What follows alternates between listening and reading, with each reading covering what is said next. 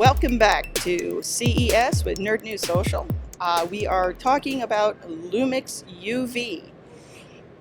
If you've ever been in a retail space, you know that people are going to touch certain areas over and over and over, and it might not be the cleanest germ-free place to touch again.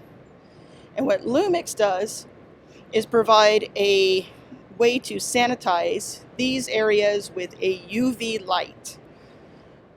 And that light takes just seconds to kill the most common germs that you might find in a workstation. Those keypads, those touch screens, anywhere where we're going to be having our hands on there over and over again, card readers, they have a way to clean that device.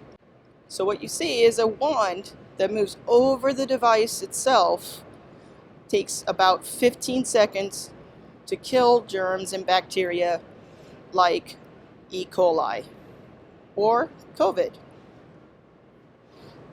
Thank you for joining us again, and we'll see you in the next video.